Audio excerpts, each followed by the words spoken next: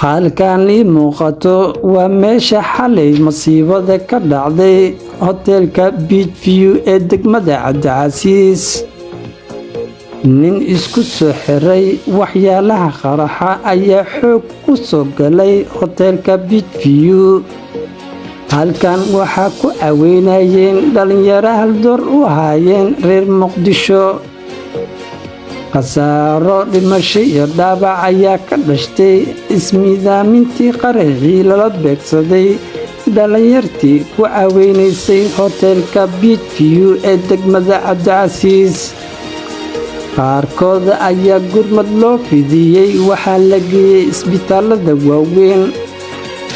qaar ka mid mas-uuliyiinta dowladda federaalk Soomaaliya ayaa dhiigga u shubayeen shacabka xalay lala beegsaday qaraxii ismiidaamintii ahaa ee ka dhacay hoteelka Beach View ee degmada Cabdicasiis.